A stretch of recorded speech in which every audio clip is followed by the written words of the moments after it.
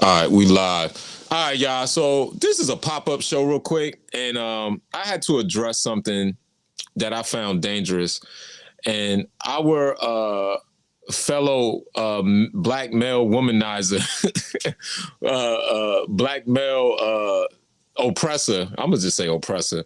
Gayle King had an interesting interview where she said some things that was I found very dangerous because it sets a tone that we are just not good enough for our women.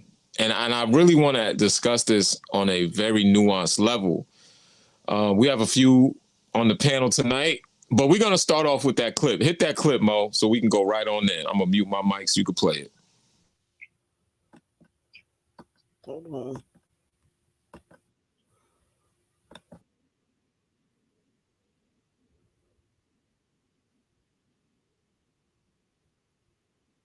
The volume is not up, so it's not playing. I don't hear it.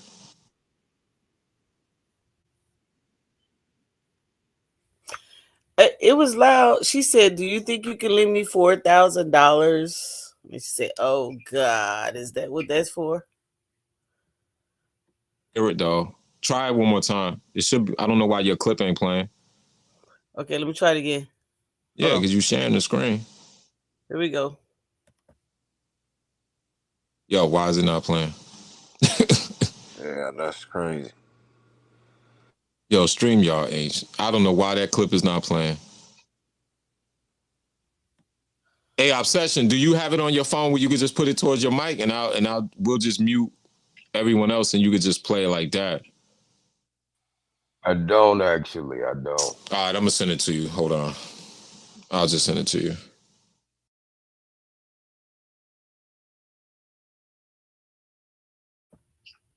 Hey y'all. Hey y'all. No, don't hate, Mo. I ain't in this one. I'm about to drop out. Y'all, y'all about to go wild. No, you gotta stay for all of it. Don't run.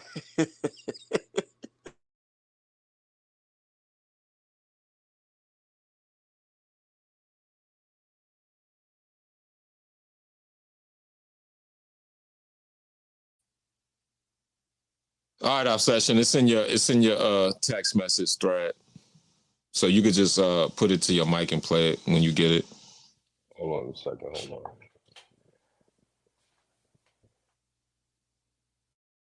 Now don't run away yet, Mo. I'm surprised your screen didn't share like that. That's crazy. It must be a StreamYard thing tonight because that should have just played without an issue.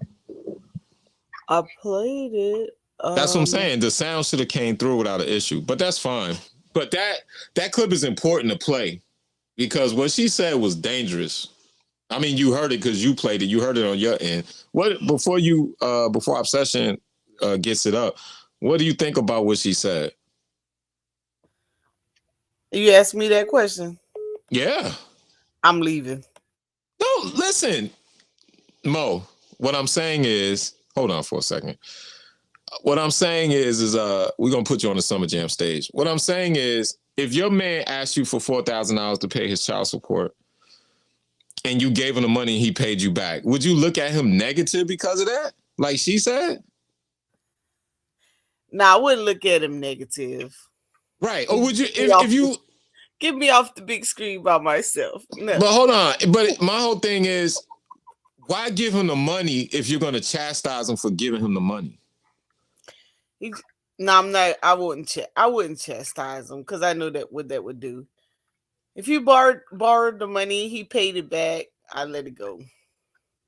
Right. But my thing is simple, right? If you felt the way about giving him $4,000 and he paid you back on time, then why is there an issue? I think that's kind of like this.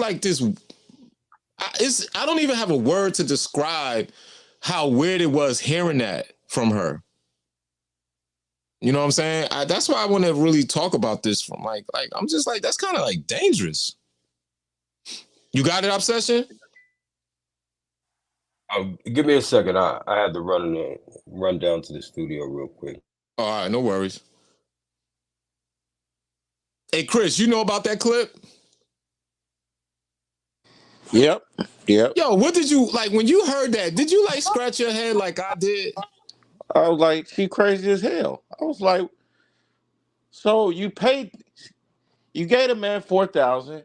You was dating him. He gave you the money back, On and then you time. say, yeah, on time, because they put it right there in the post. And then you say, I looked at him different after that. I was like, what? And it was for child support, bro. And I'm like, come on, man. You know how child support it'll beat you down, like for real. And he gave you the bread back. I will never understand that, bro. When I listened to that, it was just like I had to play that back at least 4 times because I'm like, Yeah. what? Yeah, bro, repeatedly. And then I'm looking at the comments on the IG post because I think it's Black Millionaires that made the Yeah, Black post. Millionaire, yeah.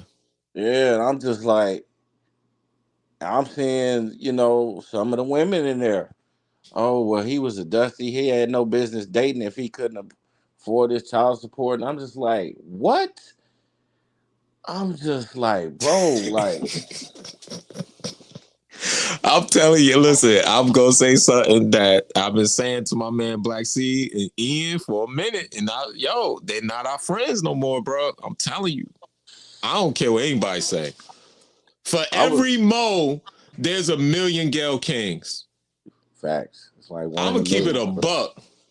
For every Monica Lamb, there is a million Gayle Kings. Why you gotta bring me? Facts. Yo, I'm not lying, Mo. I'm not That's lying, true. Mo. I'm not lying. I just got off a Twitter space where a woman just said to us, y'all just can't handle. She said, y'all date outside y'all race because y'all just can't handle a strong Black woman who gonna tell you what to do and not gonna accept your ways. I was like, Mom, where's your man at? Shit ain't there. Who And said yo, who said that, Dre? it was in that space where I was schooling them on men and being competitive. They had another space just a minute ago where they were saying like why men date outside. Like they was basically saying other women worship Black men. And so this Black woman was in there telling us that if you date outside your race, these women are just finessing you. I just laugh. I said, yeah, I hear you, Mom. I said, Mom, do me a favor. Go put your 3 kids to bed and go watch whatever Tyler Perry movie you need to go to sleep at night. What do you want me to tell you? Yeah. It's just rhetoric at this point. Yo, Dre, did you see the Iman Shumpert and Tiana Taylor thing? Bruh. I lost track of it. I know it went from them being friends to her saying he's the worst father on the planet and all he do is smoke weed. And I'm just like, what are we talking about, man? Supposedly, it was a court order for him to pay the bills at the house, and he moved out and he stopped paying the bills and turned the utilities off, supposedly, right? Allegedly. Jesus Christ, man. I don't get it. Obsession, you got it round up yet? Yeah, I had to pull it up on something else. Hold on, it's almost got it. I don't know if you're gonna be able to hear this though. You should be able this? to put against your microphone. A payment on some furniture. I know, oh God, this is just getting worse. Can you hear that? Yeah. And he said, I promise I'll pay you back by Thursday. I promise I'll pay you by Thursday. Okay. But I wrote it because I thought it had to be very difficult for him to ask me. That's one of those times a beautiful lie would have done. You should have said, oh, my kidney that you had. No, is where I was at his I thought it was just gonna be her speaking all the way, but it seems like it's not. It was for your $6,000. And when I said, could I ask what it's for? He said, yeah, it was for a child support issue and to pay a payment on some furniture. I know, because, oh God, this is just getting worse. And he said, I promise I'll pay you back by Thursday. I promise I'll pay you by Thursday. Okay. But I wrote it because I thought it had to be very difficult for him to ask me. That's one of those times a beautiful lie would have done. From the Dish that show, The Dish, with the Brat and them. Yeah, so they throwing their little commentary in there. I was trying to find the straight one because the one you sent me was on Twitter, so I couldn't. Yeah, it was on Twitter. It was on the Pivot podcast. I know Pivot podcast is when she did the whole interview, and I don't know the timestamp, but I Right, guess I was looking through them shits, but I couldn't find that shit. But we get the gist of it because she did say he asked for $4,000 for child support and furniture. But the key point of it is that she said he paid her back on time. And then she said, I looked at him differently. And I'm like, what if this man never paid you the money, what you have said? That was like... He ain't shit. Bruh. I don't get it, man. I don't get it. I think that's I think probably it showed her that he wasn't stable, and that it was some chinks in the armor, and he's shown that he can't be the one to. He got to lean on her. She can't lean on him to a certain degree. Like shit could get fucked up, and he might not have it. You know, I think it probably made her feel unsafe. If that makes sense. Right. This guy was making 6 figures, she said. Well, yeah, well, I mean, okay, look at it like this. If he's making 6 figures, but he needs $4 grand from her, then there's probably like some money management things going on, or the child support whooping his ass, or whatever it is. But however, whatever, he can't manage that 6 figures enough to not ask her for $4,000. Yo, man, the whole point is it should have been clear. As soon as he said child support, he paying the bitch alimony. He got come on, bro. Come on now. Yeah. Let's be real. The bitch will take you to the cleaners. Don't have shit to do with you can't manage your money. You know what I'm saying? He got lawyers to pay. Come on now. Let's be real. Well, you gotta look at it like this too, Ian. You gotta look at it like this. At the end of the day, this is what you know what I got from this is that no matter how much or how little you have, after this clip, there's no woman on the American soil can say that they're not hypergamous. Because if you got money like Gayle King and that 4,000 was a flex for you, and he gave you the money back, but then it made you feel differently, then you're hypergamous. Then the richest to the poorest woman cannot tell you that they're gonna be with you with nothing. That's what I get from it. I mean, the craziest thing is though this isn't the Gayle King we know now. The bitch wasn't making that kind of bread. The bread she making now, listen, when she back writing checks, she wasn't making that kind of fucking bread. So I'm trying to figure out what the fuck is going on. Well, did she say what part of her career she was in that when she gave him that money so we know how much she was like in the ballpark? This was the check writing days, you know what I'm saying? And the bro was like, you know, we got Cash App, you know what I'm saying? Basically, she talking about this was a while ago type of shit. I mean, Gayle had paper for a minute. Yeah, I don't think that. Nah, I don't think it got a damn thing to do with that. I think like this could have been fairly recent for all we know. Right, and like you said, I think I'm with Obsession mostly on that because hold on, Ian. I just think, look, the gist of it. If Gayle is saying that, what is the average woman gonna say to you? If you have just a bump in your road, if the man pay her back on time, and that still made you look at me differently, one, you should have never gave me the money because the same thing you felt when you gave me the money is the same thing you felt when you received it back. That's number one, especially if I gave it to you on time. And then number two, why are we even listening to this story then? The nigga gave you the money back. like I don't understand it. That's just how I look at it. You know what I'm saying? You understand where I'm coming from, Obsession? I think we need a lady to chime in. Well, Mo's scared, man. Mo, where you at, Mo? Mo, listen. Once again, how do you feel about that rhetoric, right? I'm sure your man is the provider and a protector, but he might need a boost sometime. Well, I have a little opinion now since someone said that okay, I made 6 figures, right? Okay. So maybe so I'd have to wonder, did he just not have access to his account and he needs some help, or is he mismanaging his funds, or is he is he behind because he don't want to pay? Now, he asked for a loan. He didn't just ask for straight out child support because there's something else was involved in that dollar amount. So since he asked for a loan and not straight out child support, then it probably would have helped him out.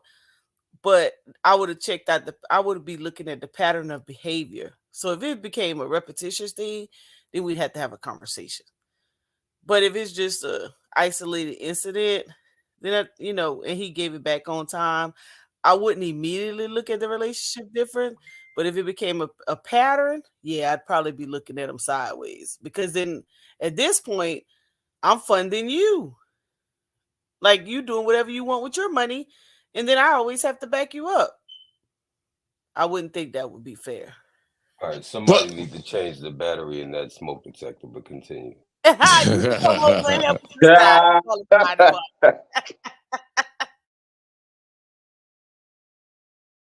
so but my question, okay, I understand where you're coming from, Mo, but here's the thing, right? Here's the thing. Didn't she not think about that? To me, why give him the money from the beginning? You understand? You gave this man the opportunity to prove his word was gold, at least. That's just, I just feel like when I'm just thinking about the average, huh?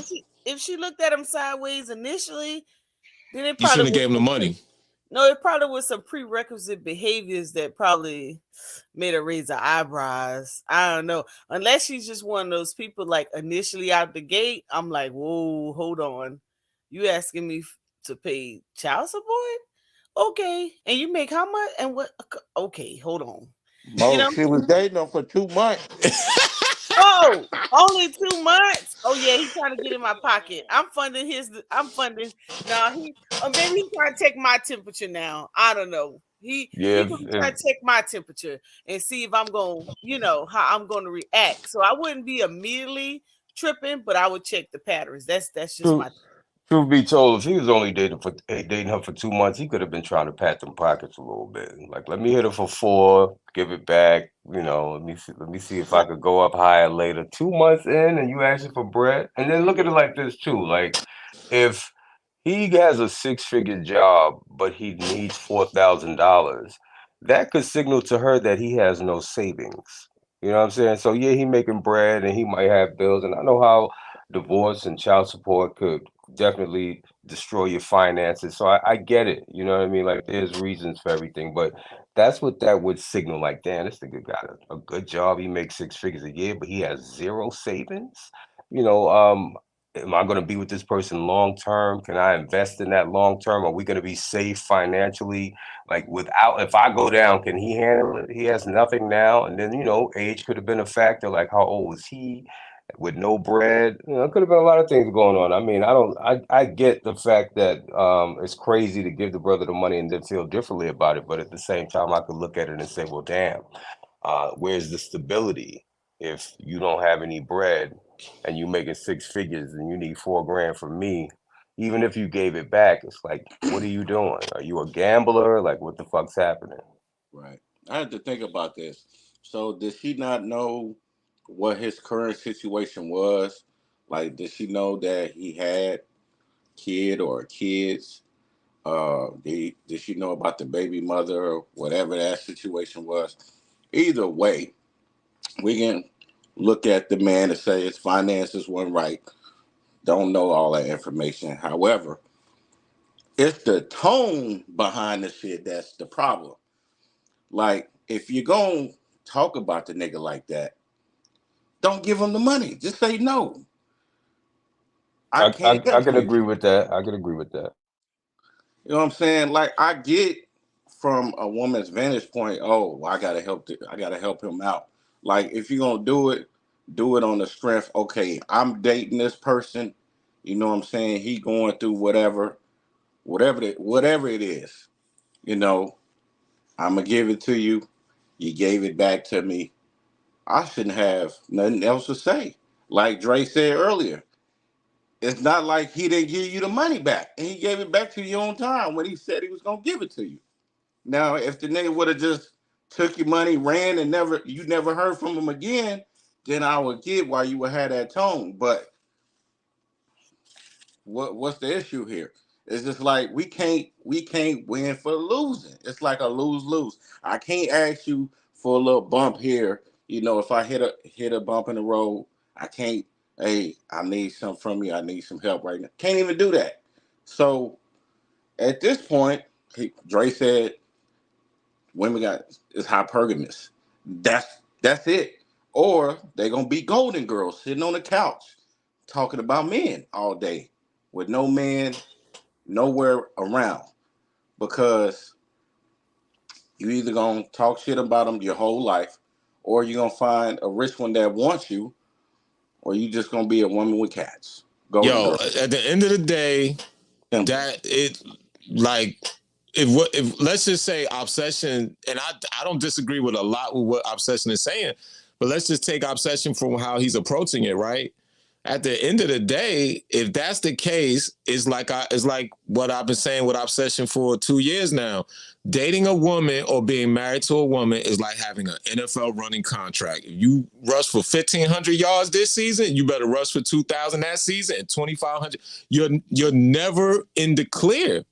Because the man did the right, okay, for whatever reason he took that money or asked for that money, he paid you back. So that means it's a zero-sum game. Like you didn't lose $4,000, right? And if even if he's jacked up with money, if that man was responsible enough to give you that 4K, like most men or most people wouldn't do that, like then it shows you that it's just hypergamy. And it shows that I think this clip is dangerous for women to hear, but it's important for men to hear because it tells you I always have to be on point. That's just my take on it. You know what I'm saying? I don't know what else somebody want to add to that.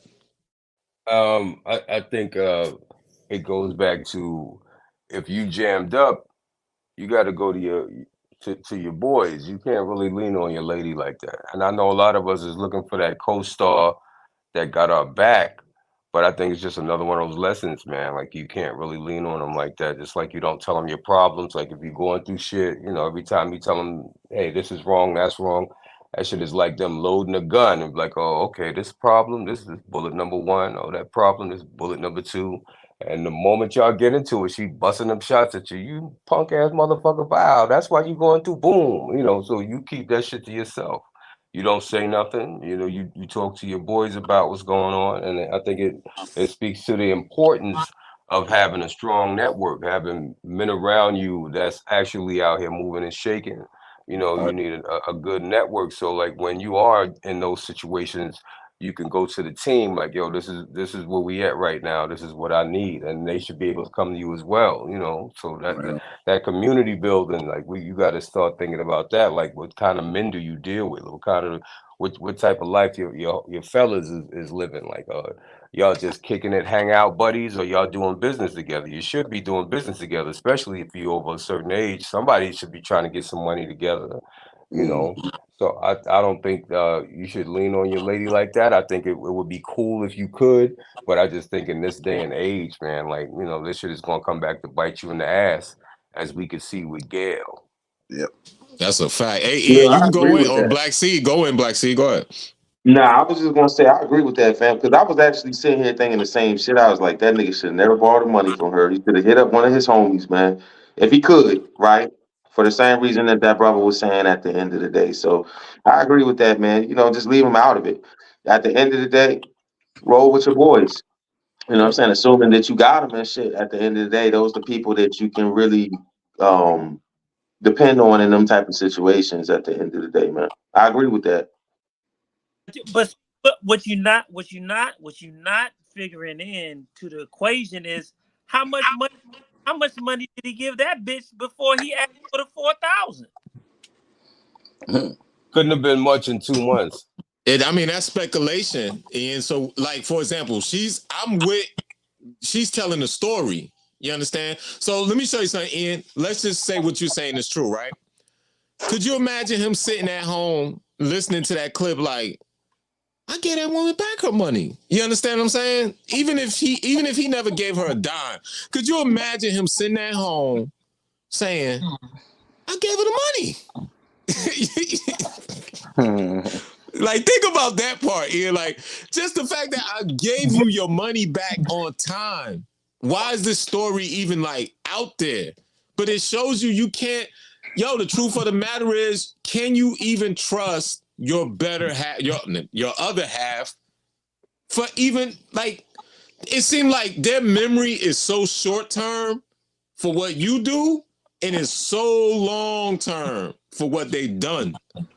Yo, And I think that's the difference. Dre, you was talking about women being hypergamous. Like, real quick, my barber, for a period of time, he owned two spots. He had the barber shop and he owned a spa. Um, Now his girl was in the real estate, right? But she had a homegirl who was a scammer. So Oh no, boy. well, no. Let me get it right. She had a homegirl whose boyfriend was a scammer.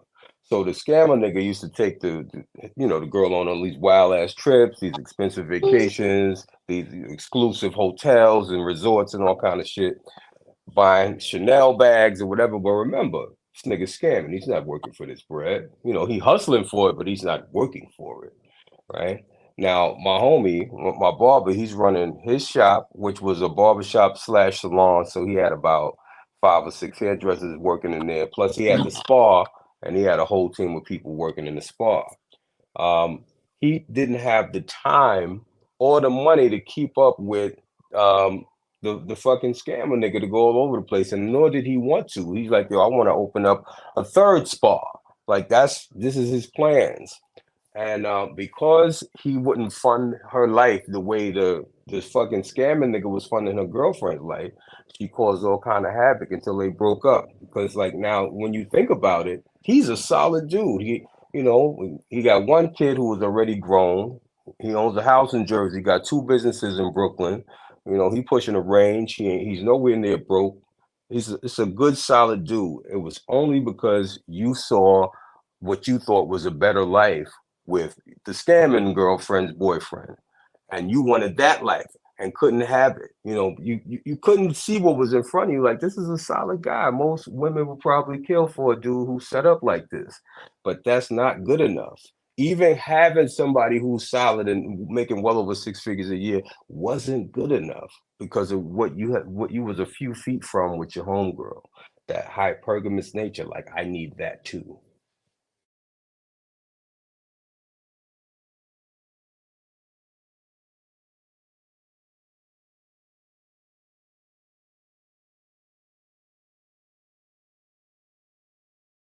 Feel you on that. I feel you on that. I guess that's just a part and parcel for what is going on, right? Like I don't think the more I'm trying to delve into this concept, man, it's like we're dealing with a lot of unknowns, but it's like, why are we even have to hear the story? Right? To me, she could have told a story where a guy did her just dirty and then I looked at him differently. But the guy gave you your money back and you looked at him differently.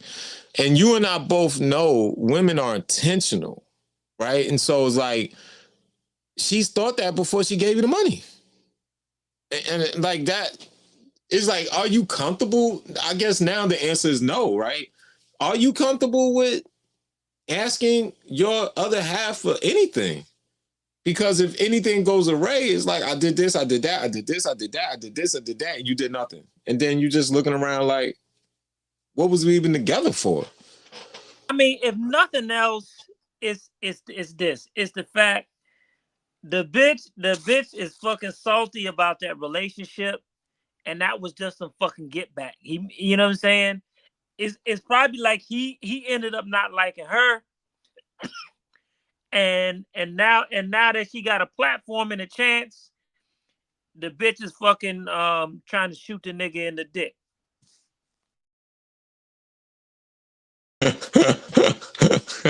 This nigga here, dog. Ian is crazy, bro. Ian is a 6-shot shooter, Jack. Oh Ian is a man. 6-shot shooter. I don't know. I think that hey Ian, what did she say about her liking black? I think she said she liked black men just because of the way they curse, right? Remember she said that? Going on that. What it sounded like to me was the guy was black, and she's saying that, you know what, I'm telling this story because, you know what I'm saying, the story kind of, this experience kind of left me seeing black men a certain way, but I really love black men because I like how they curse. You know what I'm saying? So I can't really get away from them. So I'm not really fucking salty about this because the way they curse, you know what I'm saying, I might have to risk it again. But she said that if you listen to I read it. She said we would be eloquent, but we understand a well-placed motherfucker. She said that. Like, I was just like, so we're reduced to colloquial languages, like expletives? Yeah, man, that's it. I mean, the whole story is reducing the nigga down to fucking borrowing some money and shit. Bro. Yeah, you're right. That's why I said so. It's a lose-lose. So if we take the approach of the 50-50 man, what the hell does a 50-50 man do in a situation like that? And if I'm making money, why the hell do I need a girlfriend or wife? I just pay for me an escort. Give me a professional escort and I'll be good. Yeah, I was having that same conversation just like 2 days ago. Like, dating has become so transactional, where women are just so upfront about like this is what it's going to cost you. I think a lot of men are like, well, if I gotta pay, like if I just gotta flat out pay, I might as well just go get the woman of my dreams. I might as well just pay for a fantasy for a weekend or a night or whatever it is, and go about my business. And when I'm ready and in that mood again, and since I have to spend my money anyway, since it's going to cost me $500-600 anyway, I might as well get the best bang for my buck. And shit, whether it be you buy you a little escort or whatever the case is, if I have to pay, since it's transactional, I might as well go for the fucking gusto. Mm. I think that's accurate, right? I think just looking at that conversation, just like I'm telling you, yo, I'm looking forward to like a woman's commentary on this if they even do it, because it's like a woman can't tell me now that she's not hypergamous. Most women, if we put 10 in the room, 9.5 of them, right? No such thing as a half a woman, but like, how could you explain that? Like, you cannot defend that at all. And I just think men gotta graduate to this different mindset of just understanding, like, yo, it's never enough. Being a good boyfriend or good husband is a thankless job. It's a thankless job. Because you're supposed to. Because you're supposed to. Yeah. Just like I had a woman tell me and my man Prime on his space, y'all supposed to just put up with our stuff. And we just started laughing. That. We was like, what? And she was like, yeah, y'all supposed to put up with our stuff. I mean, a lot of us were socialized that way. Like, we were kind of raised like, to see women through rose-colored glasses, and they sugar and spice and everything nice and could do no wrong. And if they get upset, we supposed to soothe that. And then, you get a little older and you realize, like, man, she's just a bitch and she don't deserve none of that shit. So fuck all that. But I think we're socialized that way from a young age, man. That's why so many simp ass niggas still running around here. They never broke out of that shit. I agree. That's a fact. And I tell Ian this all the time as well. I tell people, I say, look, I don't listen to no man about women until he pulls up his shirt, pause, and show me the hole in his chest where a woman rips that heart out and spike it on the ground like a touchdown. Until then, I don't want to hear nothing you got to say. Because you're going off of straight either what you saw your mommy and daddy do at home, or you just haven't had that experience yet to understand it ain't you yet, bro. So when they getting that virtue signaling talking about us, I'll be like, all right, bro, you ain't got no woman. My thing is, yo, how fucking old is she even having this fucking conversation in the fucking first? Yeah. Yeah, that's true. Yeah, for real. For real. Wow, man. They fucking golden girls, bro. They sit around and talk about bullshit like this. No, but listen, how you gonna bring it to this? How you gonna bring it to the platform where you got some alpha males? How you gonna bring that? Listen, this is what she really think about black men. She gonna come in. No, first of all, why them niggas inviting the bitch on their fucking platform in the first place? So shit, I can't even say nothing. Them niggas is lame. I just looked it up. Gayle King is 69. Yikes. 69, bro. Yo, she telling a story from the mid-70s. Yeah, she is 69 years old. She telling a story from the mid-70s, G. Yeah, that's what I'm telling you. Yeah. I'm telling you this story is fucking old as fuck, bro. Oh my God. And yo, I'm gonna say Yeah, this. she was married. She was married. I'm looking up her shit is. She was married in 82, from 82 to 93. And it looked like she had one child from it, Kirby. Yo, I'm gonna tell y'all the truth. Now that we know her age, and when I'm gonna tell you, this man bought $30 for that. He ain't bought no $4,000 for that woman, bro. He bought $35.52, bro. I didn't know King was that old though. Come on, man. Like, why do women have to inflate these things, yo? I'm telling you, I just, why is it always have to be this grandiose thing? I'm telling you, now that I know her age, do you understand? So if she's 70 years old, because technically she's 70, right? So if she's 70 years old, so that means that's 55. She was born in 55, basically, in that area. So that means this story December 26, 1954. Okay, see, I was on point, right? So look, this story could have been in the 70s. This story could have been in the 80s. Yeah. This story It could have been. It could have been. It could have been. Right? So do you understand that $4,000 was not, so think about this. $4,000 was not the price of child support, definitely in the 70s when it was first implemented. Shout out to the movie Claudine, where James Earl Jones had a $200-some check, and then his check was like $30, right, for paying the rears of his child support. So you think about it. So we can annex the 70s. Child support wasn't that high in the 80s. So you're telling me a story from either the mid-90s to the early 2000s where you were already in your 50s? Stop it. Stop it. Thank you, Obsession, for doing that, bro. Because now I have a whole so now this is literally another stomp on the black man's back.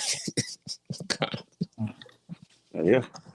But see, that's what I'm saying.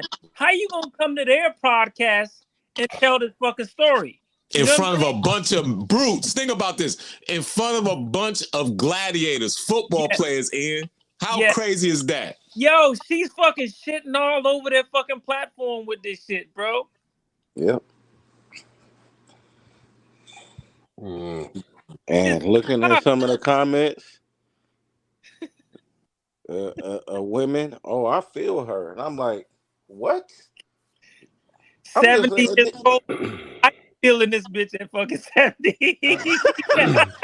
You know what? I'll take it a step further, man. I'll say she probably ain't really like the dude, man, because shit, women that I've dealt with that like were into me, they gave me shit without asking. Like it was never exactly anything. So I think she just never really liked that dude, bro. If you ask me. I'm telling you, this is a get back because it's a bit. No, I think it's a nigga she really like. The nigga ghosted her fucking ass, and this is a way to get back. I think here's the thing, Ian. The one thing you and I listen, I know Obsession will vouch for this. I know Chris will vouch for this. And you got to think about that statement, Ian, because listen, if that is true, as a woman, she's saying his name, bro. She's saying his name. I'm telling you, she is gonna say his name. If what you say is true, that he ghosted her and she would say his name. Period. Because the mind of a man, is never gonna tell that story if a woman pay his money back. Men just do not think like that. And then two, get in trouble though for that. She can get in trouble for telling his name though. You know, no, she can't if it's the truth. Nah, she already been in hot water over some fuck shit. So I think nah, I don't think she got the guts to say that nigga name on yeah, nah. That nigga coming. Ian, let me tell you something. Like, bitch, you lying. Ian, let me tell you something. Bitch. Let me tell you something, Ian. You could bring home a teddy bear to your woman every day. Tell her she's the queen, Mother Earth, salt, magic, sister planet, Mars, and everything. Forget to do one thing she tell you to do and find out what you're going to get called. Right? You're going to be every name in the book. Right? So if that's the same scenario with that, right? So think about this. You don't beat on your woman. You don't cheat on your woman. You don't castigate her. You don't degrade her, right? But forget Valentine's Day and see what type of man you are. So you telling me she has this leverage and the story is true and she ain't saying his name? Come on. And now that I think about everything in context, this is why you got a grown man talking about, so I watched Beyonce at a concert and I didn't work hard enough. She dancing and popping and dressing and locking. And I'm just like, nigga, you put your brain on the line bashing helmets. Beyonce ain't gonna die of CTE. Who said that? One of the football players on the interview. I saw her dancing in the concert, and it made me say, I gotta perfect my craft and work harder. Cause look at her. I'm just like, oh, he was talking about Beyonce. Yeah, this nigga. I told you these niggas are lame, bro. And he's a football player. He was a football player. Like, you telling me you comparing a woman going crazy in love to you go boof. Are you crazy? These niggas is crazy, man. Yeah, that's wild. That's wild, bro. Hey, Mo, it was on the Pivot podcast with Gayle King. Why do 3 NFL players got Gayle King on the... Like, I get it. It's about viewership and ratings. But why do 3 football players have Gayle King on the Pivot podcast? You know why it is? You know why Some it is? old biddies. You know why it is, though, for real? It's because of that fucking Simone Biles shit. Them niggas is getting blowback over that shit. You know what I'm saying? She going to Gayle to get the fucking sisterhood back on their side. That's what it is. It's fucking PR, bro. PR. The fucking Simone Biles goddamn probably destroyed their ass with the black female viewership. Yo, let me take out the trash real quick. There's a clip of Umar. Yo, Umar will blame a rainy day on the black man, bro. Yeah. This man told black women, when you meet a man, he went straight Steve Harvey on us. You got to make him wait. Then he goes like this. You know, he started to do this with his hand. You got to make him wait for 6 months. And if you make him wait, then you're going to... I'm just like, this nigga got 2 baby mamas back on his child support and is going to literally blame us and tell women to make you wait and then have a conversation about him and how he feel about his mother. Like, do he not realize that if a man is watching that video, he just gonna lie? He's like, okay, note to self. She asked me about my mother. I love her. Like, it is, yo, I am so tired of these dudes, bro. I'm so tired. That's advice for a different generation of women. That's advice for women from the 90s. Like that's not advice for these Gen Z bitches. That is not Bruh, advice for them, bro. bruh. They my they're Like, on a God, whole man, that different nigga wave, crazy. man. Like these women don't see it as you fuck them. They see it as they fucked you. Like, oh, I fucked that nigga. Like it's nothing to them, bro. Yeah, they Like act it's like a niggas for real. yeah, you're a notch on their headboard. So like, that's the problem. That's a big part of the problem. And relationships is all screwed up because pussy is all over the place. It's a pussy surplus. It's never been I'm in my 40s, bro. It's never been a time in my life where it was more easier to get pussy. It's never been a time, bro. And back in the day you had to be in a relationship to fuck somebody or have some real good game or a fly car or something. Now, shit, you show up, you got the right coat on, nigga. You got on a moose knuckle that's a or the right fact. or the Yeah, right Montclair, yeah. nigga. You in there, nigga. You fucking, Let and the record there's no show that I was there. the first nigga in New York City with a moose knuckles. But We know Dre, but but that's where they are, bro. They just on that kind of wave. Like I'm gonna fuck this nigga, and then I'm gonna fuck his homeboy next week, and nobody could judge me, and I done fucked 100 niggas, and so what? And you can't tell me shit. Like there's no shame, there's no stigma to anything that they do. So they just do whatever they want. Like so that advice he's giving about 6 months, they ain't even trying to hear that shit. They like 6 months, niggas. I ain't waiting 6 days, man. Facts. I'm Facts. listen. Yo, Yep. if when women tell me a guy waited for 6 months for some vagina, I say either one, he has a whole family on the side, or two, he don't have a woman. He doesn't have a shot in hell to get another woman. Ain't Yeah. no way in the world no man waiting no 6 months to sleep with no woman. Like I don't listen. A pastor is sleeping with more women in the choir before you waiting 6 months to sleep with a woman, and he's under the like. Come on, man. Like Yeah. I Real like talk. it is like now my only it's not my pushback to Obsession because he knows how I feel about this. I just think that a guy like Obsession, a guy like Ian, a guy like Black Seed, Chris. I just think guys that have a certain savvy, yes, there's definitely a vagina surplus because women have a type. But the guy that's just like stuck in this like weird, like Hey, what's going on, New York? just thinking that how can I say? Them being a man is good enough to get these women, their scrotum is drier than 1980 carpet. And that's just a fact. Facts. And I see it every day. And I be telling these dudes, bro, you gotta understand these women have adapted to something you don't even understand. These women do not care if you got a penis and you think you're the man. They don't care. You better be like I'm saying, you have to have a certain type of, I ain't gonna say they were swag, but persona, and you just gotta be one of them dudes. Cause like it is a surplus if you are one of those dudes. And if it ain't, Central Park is cold as hell at night. Cause that's how it's gonna feel. Because these women don't care. They like what they like. And if you don't fall in that category, it's like, all right. Like, I don't care. And Yeah, the that's why, game changed. yo, and that's why that Gayle King joint is baffling my mind right now. Because I'm just like, yo, you 70, and we hearing a story that could be from 5 different decades. Bruh. And then you're telling this to a bunch of brutes, a bunch of football players. Like, come on, man. You supposed to say that and like, outside of Umar, another panderer? You say that to Derek Jackson or somebody. Well, he out here pimping. He ain't worried about this. Somebody. You know what I'm saying? Damn, is No, he no, still he a need to go thing? on Harvey with that shit.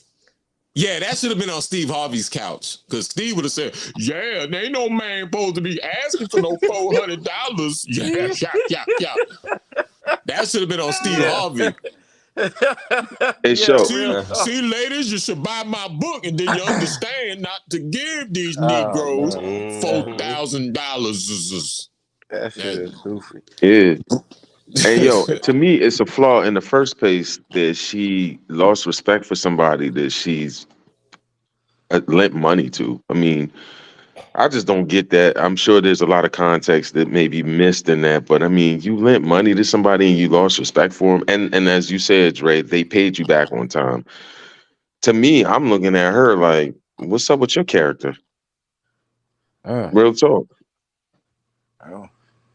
It's a one up, man. Black C, it's a one up, man. Like I said earlier, if you rush when dating, and can we call her even modern? She's 70 years old.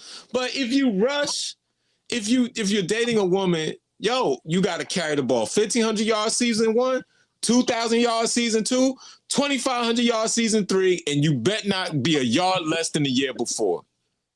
Like, you always got to be on your P's and Q's, bro. It's Janet Jackson. What have you done for me lately? Literally. And that's why, as much as there's a surplus, there's also a drought at the same time for the guys that don't understand the need to be competitive every day.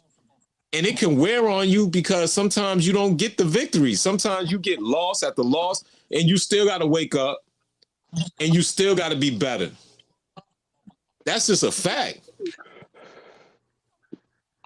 It's just a fact, man. So so when you think of that stuff, it's just like, yo, bro, like, and some of the stuff they get away with, we can't even defend. Could you imagine? Okay, let's say let's say somebody like Chris Brown, right, has a baby shower and then takes a picture in front of everybody getting fellatio. He would be every monster, disgusting person, but Sexy Red can get her butt ate in front of the baby shower? Well, I mean, we all know it's disgusting. We all know that, but I mean, when you got to think of the class of women that follow her, you know, as our good sister Ayama said, you know, these are gutter snipes. So what do you expect? Wow. They all slowers, man. They slowers. Bruh. They even accept Sukihana fucking as an average black female. You know what I'm saying? They don't see her out of pocket at all. I mean, a lot of them don't. You're right. You know what's funny about her? Umar fucking was fucking. Yes, he was. Yeah. Come on, man. What we talking about? Yeah. Showed up with Sukihana at the hotel, hugging on. Yeah. But they gonna tell black men it's our fault that it's so many. Stop it. Umar be tripping, bro. Yo, Umar is literally. Umar is a dude that's out on the block right now, hustling krills, and as soon as he sees somebody so cracked, yo, call the cops. Call the cops. Yo, I'm telling you. Umar is only good for a sound bite every now and again. That's about it. That's it. Yeah. That's it. Yeah. That's any black woman that tells me about Umar Johnson, I already know her intellect is in the ground. Like, Ma, you really don't listen to nobody. Like, you just listen to a man who just wants to literally tell you what you want to hear in order for him to be in your DM and tell you that the rest of these niggas ain't shit and you a sister black queen and let me come get your conscious cookies. That's just what it is. That's just what it is. Dirty Mackin. Revolution before the Punani. That nigga that crazy, man. Consciousness over cookies. You know what I'm saying? Politics over Punani. And we have to stay focused. What you say, King Consciousness cookies? Is that what you said? One day he said it, and it was like weird. He was talking in front of a bunch of people, and he said, I can get the cookies. I can get the cookies because I'm fighting for our liberation. Y'all can't get the cookie. He said that to a bunch of men. Do you know how weird that is? What? I can get the vagina because I'm out here fighting for our liberation. So I can get the vagina. You can't get the vagina because you're not fighting for your women. It's just like... Can't make this that dude wild, man. Yo, all right, there's a clip that I saw a few days ago. where he was at a restaurant and he was talking to waitress. He's like, "What's up, gorgeous?" Da da da. He orders his food and shit. And the waitress is a little white chick and shit. So, they saying that Dr. Umar ain't even game tight on that, like he be trying to present himself and shit. But, you know. Black Seed, you are a well read, well versed man. And if you know anything about psychology, where your mind goes, your energy flows. If you had $1 for every time Umar mentioned Snow Bunny, you would be filthy rich.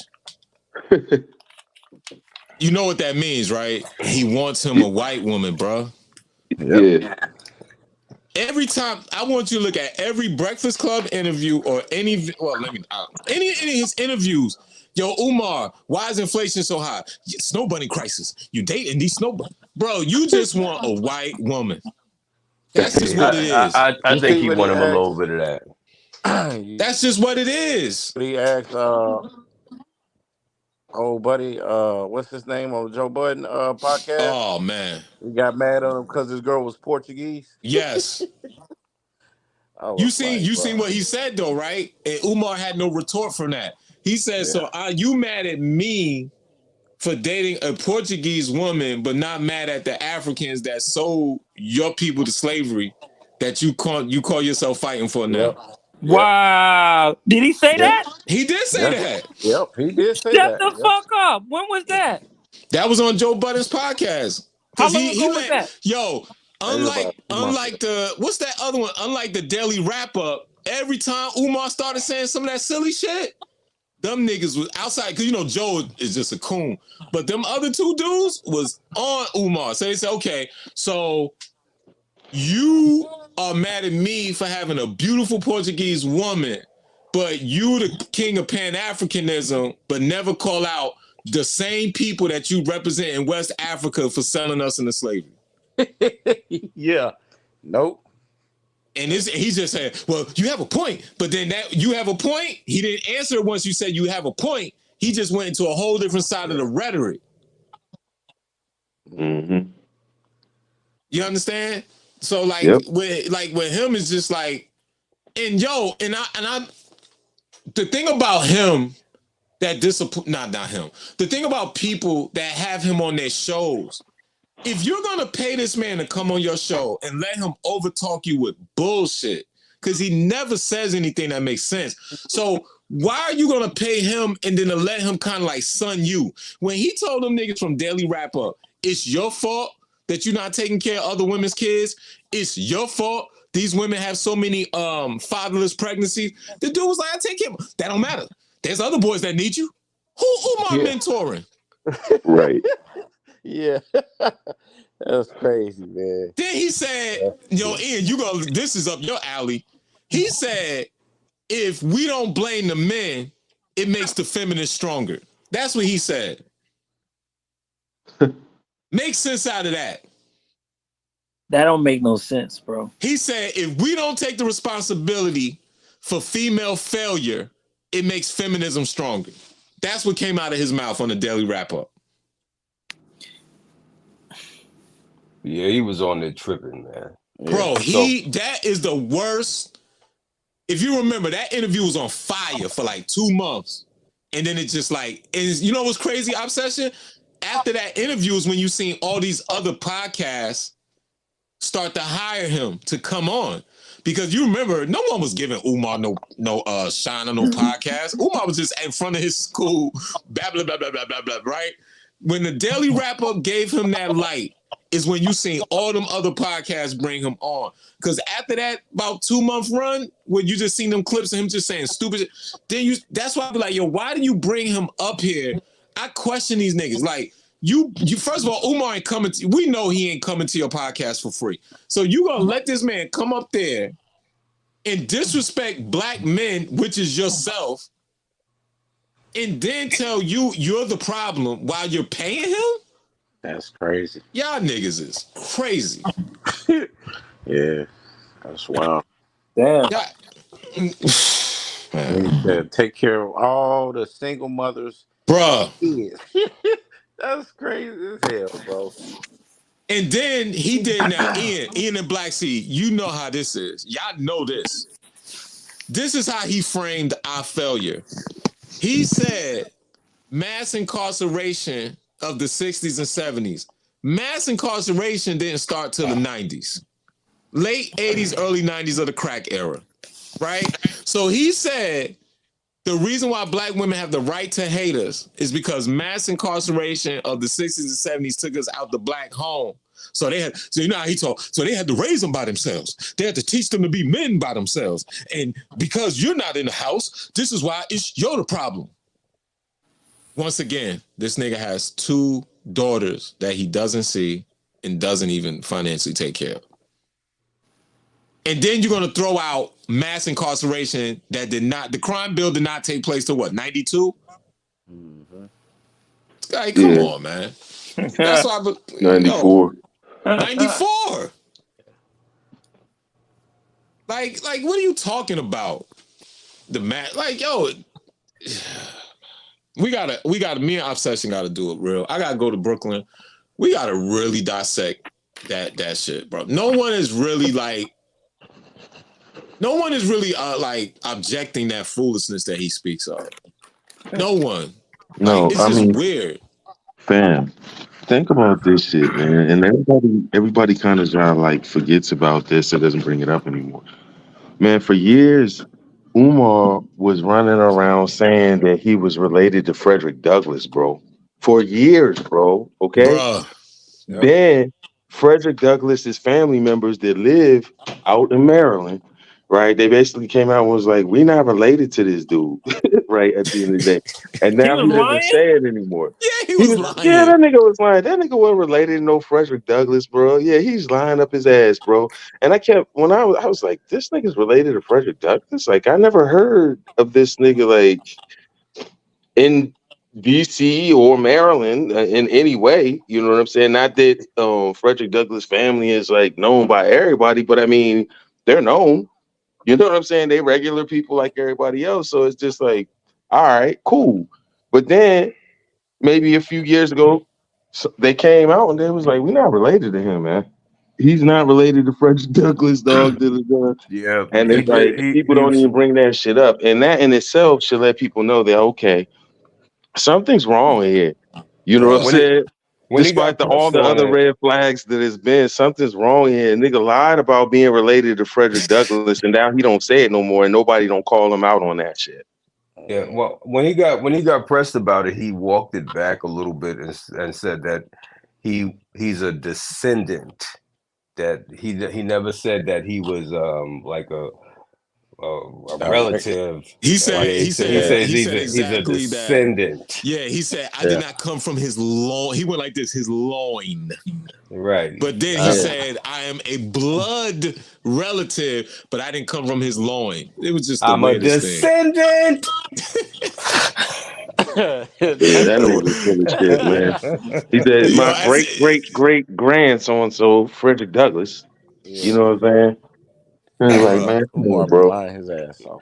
Yo, I got something crazier than that. There's a video clip that he kind of like wiped off YouTube, but there's a video. If you look hard enough, he said he was a descendant of King Tut. Like, he literally said he got his DNA test. He said, I'm a descendant of King Tut. I swear to God. Yo. I swear to God. He said that. Oh my God. He said that. He said I'm a descendant of King Tut. I swear to God he did. Ashe. I'm a descendant of King Tut. As he was saying, Yo, Umar is past this dude. Donations. Umar is dangerous, bro. Donations. Dangerous, bro. Oh, I don't know who's worse between him and Polite, man. He's worse than Polite obviously is worse as a human being as far as a molestation. But Umar, you know what? Listen, Umar, I don't know, man. That's a good question. That's a good question. Because Polite is truly mentally ill, where I feel like Umar is just like, I'm gonna say it because I'm not one of those people that admire his education. Umar is just kind of like on the stupid side, right? So whereas Polite is just a mentally ill person. Right. Umar will lie and say the silliest shit that the average, let's say man, we're gonna X out women on this one. Men could listen to what he's saying and say, that don't make sense. Yeah. That's why I say Umar is like apples and oranges comparing them to, because Polite is definitely mentally ill. But Umar once said on a radio show, and I always bring this up, when the guy said, first it was the woman. She said, well, how are you going to run the school if the school is non-accredited by the state of Delaware? And he needs to be accredited by the state of Delaware only by the city of Wilmington inside of Delaware if I'm a private institution. So then she says, well, you seem not to be able to raise enough funds to even renovate and build the school to completion. So how are you going to run it once it's open? And then he said the dumbest thing you'll ever hear. He said, oh, I'm receiving so many donations. He said, but what you don't see, what you don't know is I got hundreds of emails of parents that's going to uproot their lives in other states and come and live in Wilmington so their kid to go to my school. So, okay, so the same people that didn't donate is going to then, once the school open, move to Wilmington. You know, I get that that's like crazy, right? But That is retarded. anytime I heard like women debating Umar, not always, but more times than not, when I heard them debating him, it always seemed like it was in bad faith. Like it wasn't out of genuine concern. Like, look, how you really trying to get this together? How you gonna make it work? It just seemed like they were trying to get one up on him. Like it was always like a gotcha moment. It always had that tone. You know what I mean? Like it just never seemed like it came from a genuine place. So I kind of almost always checked out of those debates, or if you want to call them that, because it just never seemed like it was on an up and up. It was just like a lot of bad faith arguments. Like they was just trying to poke holes in whatever it is he was trying to do. In terms of him and Polite, uh, I don't know, man. My bullshit detector went off the first time I even heard Polite. Like I'm like, nah, this dude is a piece of shit. Like, nah, there's nothing he could tell me. There's certain people that you just can't receive information from.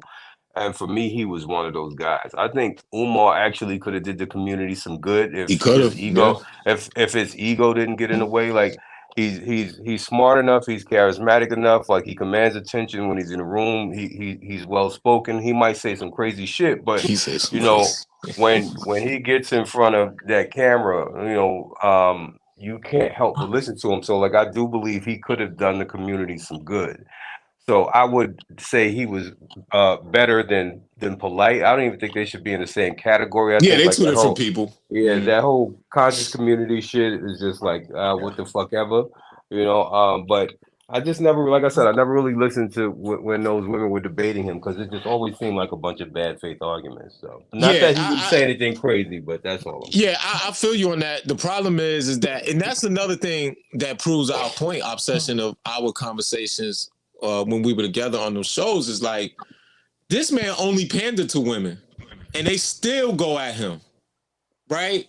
He only panders to them and they still, like you say, create these bad faith arguments. My problem with Umar is that who do you think you're talking to with these outrageous lies? Like these guys were interviewing him, right? Black Seed on a radio show, right? They were interviewing him, and they said to him, "Well, are you going to only use children?" He said, "Since you're the school for black boys, how do other black boys outside of the Wilmington area go to your school?" And this man said, "I'm going to bus them from Philly. I'm going to bus them from DC. I'm going to bus them from Baltimore. And I'm going to bus them from Chester." So the guy said, "Well, Dr. Umar, do you know the traffic that comes from Baltimore and DC and to get to Wilmington?" He said, "Get your lazy boys up at 3 a.m. So it's just like, nigga. Yeah, it's ridiculous. But see, like like he off in the weeds with that. Like you way over somewhere else with that. Like that's crazy talk. You know what I mean? Like let's be for real. Like let's stop it. But I get his ambitions, but it just wasn't, in my opinion, certain parts of it wasn't based in reality. You know, None of like it was. Yeah. I think it could have been pulled off. Like if he was really serious about it and got the right people with him, I think it could have been done. Absolutely. But Absolutely. I don't think it was well thought out. It was one of those things where I think he jumped up and said, "I'm gonna build a school and we're gonna do all this, that, and that." And then he had to kind of show and prove because he was going around raising money off of it and beating that drum so loud and so long. People's like, "Where's the school? Where's the school?" Like he painted himself into a corner almost, man. In my Well, opinion. don't forget, Obsession, he raised $2 million and was ready to buy a building, and then the whole scandal of the conscious stripper came out, and he had to brush that right under the rug. And you seen a lot of dudes like, oh, okay, you tricking our money. But you But never see okay, him mention see, that you see, concept. but you see, all right, the whole conscious stripper thing again, man. Like it just goes back to it. Like if it was really about him building a school, and people were supporting that, then nobody wouldn't be trying to undermine him. Like, so Facts. what? He was fucking with he got some pussy from some stripper bitch. So what? I don't care. I mean, does that mean the school wouldn't be successful? But like they were deliberately trying to take him out, man. Like in my opinion, in certain instances, like there was always something. If you go back to the first chick who had all the controversy with him, it was like a little chick on Boyce Watkins channel, little chubby light skinned chick, kind of Yeah, you talking about, look yeah, like yeah, I know you're Grimace in the talking about. face. I know you're talking about. Meets X. Yeah, Yeah, Michi little X. was it Michi Mm-hmm. X? Yeah, it was I know Michi that. X. Mm-hmm. Okay, and she just was talking hella shit. This was early in the game, and I'm like, well, damn. And she was the one who was like, well, where's his degrees from? Does he really have these degrees he's talking about? I'm like, yo, why is it always a bitch? God You sound damn. like Ian. You sound like I, Ian. I felt like that, man. Like this little grimace looking bitch really on here, like and it's like we have to prove and prove and prove again, and then that led to him being on Roland Martin, and then him having that debate with them about his degree and calling him a coon and all the bullshit. But it's just like we can't just show up and want to do something for the community. We got to show up and be squeaky clean. Like you can't have a pass. You got to have all your paperwork in order. Everybody want to check your paperwork, but we don't do that to everybody else. Not that I totally agree with everything with Umar, but I just noticed these little things. Like there's always these obstacles when it's us. Well, Yeah. the bottom line is that Yeah. I'm gonna say it because I don't care no more. They're not our allies. That's just a fact. I don't care no more. They're not our allies. They're not. So if you think they're going to do anything on our behalf as a whole, politically and for our advancement, you're gonna find out real soon. They're just not our allies. No. That's just a fact. I've heard a woman say, now we all know that Kamala Harris is not qualified to be president of the Absolutely United not. States, right? We Yes, all Lord. know that. Like, I'm sure everybody on this live right now will agree with that, right? But I've had women tell me, like, when discussing politics, I had a woman tell me to my face, she says, "You all had yours with Barack Obama. We supposed to have ours too." And she's ours. We don't care if she's not qualified. She's a woman, and we want to see a woman in that position, and that's just what it is. You had yours, so we should have ours. Good fucking luck. Yeah. Right. A chick sent me. It was this article about um, single women purchase more homes than single men. And when they sent it to me, I was like, okay, I already kind of see this propaganda right here. And I tried to ask the chick that sent me this. I'm like, okay, are we supposed to be celebrating this? Like, what's the point of you sending me this? And so I was basically trying to tell her, like, okay, do know there are reasons why it's like this, right? This ain't just some, you know, imaginary thing just popped up out of nowhere.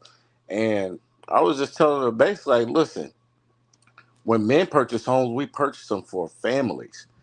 Women go and do this shit to, say they accomplished something, not because, you know, is for family. They do that shit because they want to feel good about themselves. They want to be independent. And I'm like, that's cool. If you want to celebrate that, that's fine. You know, I'm gonna let you have it. But I just think it's funny.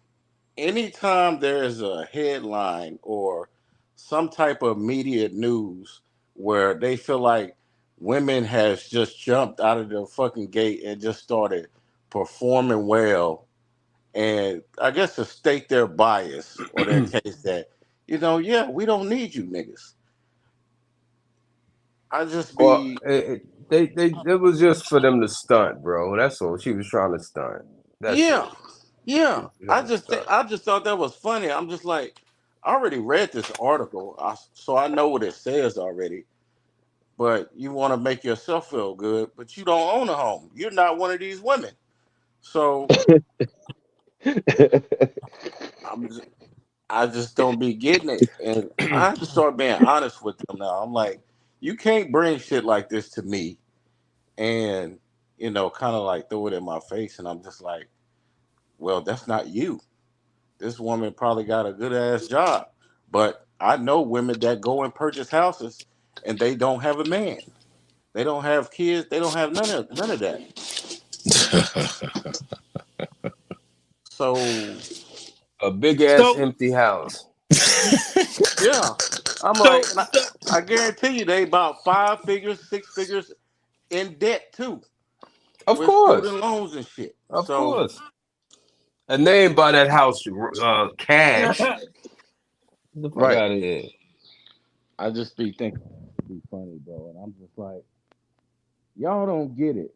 There's a reason why this shit is happening. You're not getting it. You think, oh, women is thriving. They don't. No, y'all lonely.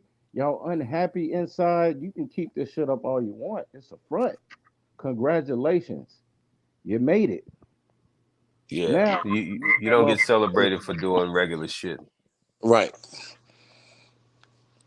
I just I thought, just think that I think that in totality, me and Ian and my man Ibrahim did a show on Ibrahim's channel the other day where they were talking about how what bank was that? I think it was Wells Fargo that offering black women a certain amount of billions of dollars in loans and whatever. And listen, y'all, I'm going to just be honest. I don't care any longer. Like I said, the Democratic Party does not respect the black female mind politically at all. You know how I proved that obsession?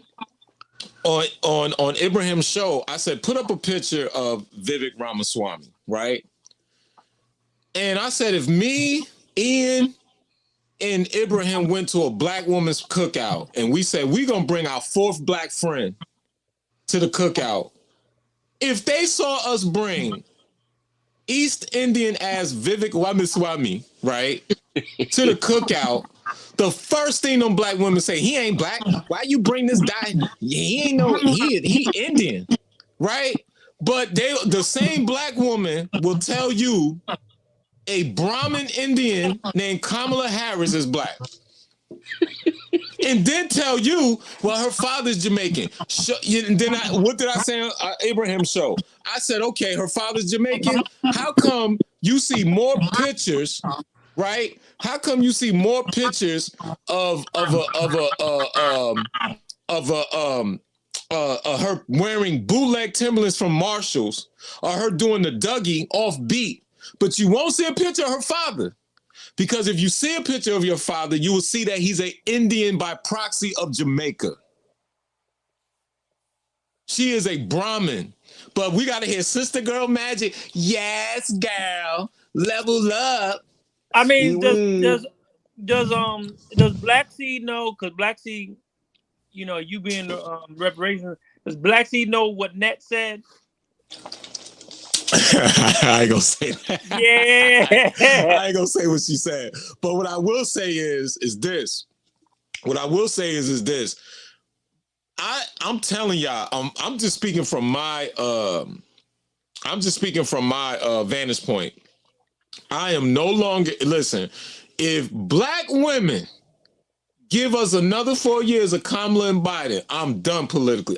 Don't talk to me about no politics. I don't hear nothing. Because like I said once again, if we went to a black woman's cookout and said, here's our black brother, we would obsession. What would a black woman say in Brooklyn? We brought Vivek Ramaswamy to forget about it, man. think about it. But we gotta accept Kamala Harris. If you remember, in Kendrick Lamar's video, he had the light skinned chick in there, and he was, he had a line in there saying that he liked a girl, natural, beautiful, natural hair and all of that shit. And there was like a lot of controversy because people were putting a picture up of the girl saying that she's not dark enough, she doesn't have 4C hair, all this other goofy shit, right? But then turn right around and what's the bitch name who married the prince? What's Meghan Markle. Meghan Markle was black enough. But Meghan Markle didn't look like a white woman. And the woman in Kendrick's video was absolutely a black woman, but she's not black enough. But Meghan Markle is black enough. Like, make that shit make sense to me. Obsession. I said this, bro. Twitter space, and all the women got quiet. I said women are the same creatures that will stay up 6 hours past their bedtime to celebrate a black woman who y'all didn't know was black, marry the same man that put your family in chains, and then celebrate Jonathan Majors being put into chains because he had a white woman. Oh yeah. They couldn't even respond to that. I said, okay, so we're gonna stay up so deep with that. Right. We're gonna stay up till 6 a.m. to watch a woman who never was black in the public eye until she married the man. So, yes, girl, she's a queen girl. Jesus came, he leveled her. You know how they hit that note. And then they did that. They did that. But then when Jonathan Majors had his white woman, throw him in jail, throw him in chains. Get out of it. Come on, man. Like, y'all be killing me with that. Yo, I know it's controversial to say, but I think black women, not all but enough, see white women as being better than them, right? If you go to the whole dating the dating poll here, right? So you got white women on top, white men on top, and white women, black men, it goes down, right? Black women, like I said, enough, not all but enough, believe that white women are better than them. So when I don't know. Hold on, church. Hold on. The myth of white womanhood. Right. So when they see a black man with a white woman, it's like, hold up, wait a second. Because in a black woman's mind, not all but enough, they believe that they're better than their men. You are beneath them. So how the fuck are you with a woman who she deems to be above her? And that's why her mind just explodes every motherfucking time she see a black man with a white woman, because she's better than him. Well, I'm gonna say this with a woman who's better than she is. I'm gonna say this, that obsession. I'm gonna take words out of your mouth and say I'm not gonna agree or disagree with that. I just think it goes back to them wanting the right to first refusal. I just think that. I just think they just want to tell you no first and tell you no last. We're gonna explore that one day, man. Like I was really kind of peeping some things that were being said by certain women. I want to come with my receipts when we had that discussion, but I just truly believe that some of them, they see Miss Ann, they wear Miss Ann hair, they wear Miss Ann's brands, they want to do what Miss Ann do. Well, I mean, that's the tangle of pathology, because really it's that they want that white man, and the white woman is in the way. That's what that is. The white woman is in the way of her trying to get that white man that she's always wanted, right? That Maya Angelou wanted, goddamn Nina Simone wanted. Goddamn, who else? Names some other mother. This nigga's naming every. This nigga said Nina Simone. Maya Angelou, though? You Yes, might as well, yo, you might as well throw Eartha Kitt in there, and then who yeah, else you gonna Eartha throw in Kitt. there? Hey Ian, could you imagine white silk skin above my black chest? Like It milk and always comes honey. back to the white man. It's crazy. That Oh milk my of God. magnesium as he runs his white fingers through my black Woo. silky hair. Yo. That shit gonna sound like the Song of Solomon. Oh my God. And you know what? And and that's why they're so envious of homosexual black males, because at the end of the day, right? Them homosexual black males, all them, especially the pro black ones. Who is the number one? Listen, what's the guy from Sesame Street? The gay dude that The was on dude that Sesame was Street. the Listen, Elmo nigga, right? okay, what's the guy from CNN? What's that guy? Don Lemon. Okay, and okay, listen. Listen, gay black males, they want what? Just like the women. They want white men. They want white men. And so and that's why they so peas in a pod, LGBTQ and black women, because black women is like, yo, how do you get this fucking dude? You know what I'm saying? How do you get that white man? They looking for pointers, right? So they setting up shop, trying to, you know what I'm saying? They trying to compare notes. Like, oh, you got that white dude over another white dude? Tell me, sister girl, how did you do it? I ain't gonna say that, but I will say this, Ian. I'll say this: a black woman will listen to a homosexual man before she listens to a heterosexual one. I'll tell you that much. I've seen more black women get advice from the guy that wants her guy than from her guy. Which is strange, that's man, just a because fact. it's like, what the fuck are you talking about? Like, you don't even date women, but you telling men how we should deal with them. Like, if you don't get And the fuck they out of here, do man. it But like that's what I'm clockwork. saying, though. But that's what I'm saying. Listen. The average black woman doesn't need advice to get no fucking man, no black man anyway.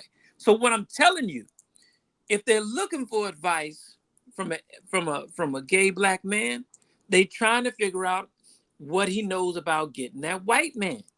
That's what it is. I They not trying disagree. to I fuck with think, get no Ian, black man. I disagree with that. When they listen to the gay black man, because the homosexual black man is because the homosexual black man is only, and I mean only, gonna tell her what she wants to hear because he has the same disposition.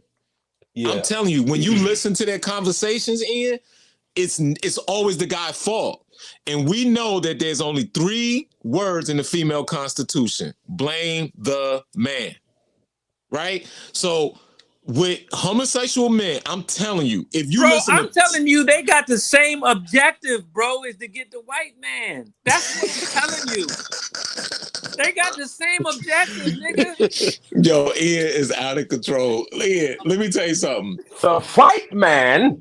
Let me tell you The something, white Ian. man. The women who listens to homosexual guys outside of their wanting a Caucasian male is because the homosexual guy is always siding with her.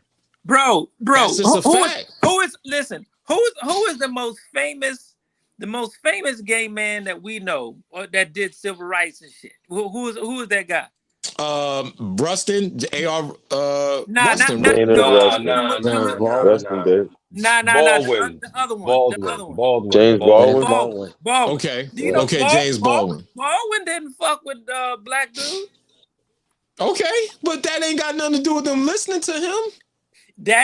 He has the know-how on how to get a white man. I'm telling you. Ian, you are okay. I'm not disputing your myopic, like you have tunnel vision towards that, right? But let me ask you a question. If you're ever in a conversation with a woman, right? You ever notice the conversation is always smooth sailing till you say that one thing they don't want to hear? Yeah. Right. So that's how women are. The homosexual man is always, and Obsession's been long. I know Obsession knows this, and I know Chris knows. The homosexual man is always giving women an echo chamber. It's confirmation bias. I don't disagree. See, with me I and don't you disagree. me, you, Chris, and Obsession and Black Seed can have a conversation and go like this. Play table tennis, right? You make a point, I make a point. You say something I don't like, I ain't gonna be like, man, F you, man. You say one thing to a woman that she doesn't like in any conversation and see how it turns up. Correct? Think about what me and you talked about yesterday. We're having a political discussion in front of hundreds of people, and then one woman says, but you married to a white woman. We all looking around like, what that got to do with the conversation? Like what? Exactly. So it's the same thing why they will always listen to the homosexual guy, because it's a literal echo chamber. Forget who their objective, what is the objective, who they want. But the homosexual dude, okay, Obsession's going to co-sign this. I'm sure Black Seed can co-sign this. Why does the gay guy always work in the beauty salon and not the barbershop? Because he's talking to the same person. You know why? Because they understand the white man. They understand. Bro. The white man. One. What does the white man got to do with a curl or fade? They understand the white man, huh? Oh, man. Ian is wilding, bro. Damn white man. I appreciate you, Ian, man. Ian, Ian, listen. These men are in the beauty salon because the conversation is along their lines. The man is in the barbershop talking to other men about men things, and that's the difference. These women, that white man ain't on their mind right now. He sees himself as one of the Goyles. Exactly. The gay dude is the woman's lifeline, man. That's what I'm saying. Now, I think that now one thing me and you agree upon, Ian. I think with a lot of black women behind closed doors, even though they castigate you for dating one or anyone else that date one, I think they look at the white man as a form of status, right? But I don't think that is their driving force to listening to the homosexual guy. It's just an echo chamber. It's just an echo chamber.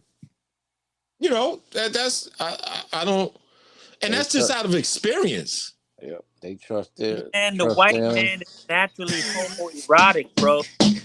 He's trying to get tips on where to deal. We're back to Greece, man. Back to Greco-Roman Empire. I gotta put Farrakhan in the sampler, son. The white man. Yo, you got to, man. Yo, before this show ends, you're gonna say, "Smile, my brother." I'm telling you, bro. Look. But okay, hey, Ian, so how about this? Or Obsession. What other clip that's floating around right now that's crazy that women are saying that? Do you know anything else off the top of your head before we go? Man, like what? It's just so much fuck shit out there, bro. I can't think of that's the truth. anything That's in the particular, truth. man. It's a lot of wild stuff out there. Man, you scrolling down the timeline, you be like, damn, this, you said, what the fuck? Like, yeah, it's crazy, bro. Yo, I know this is old news, right?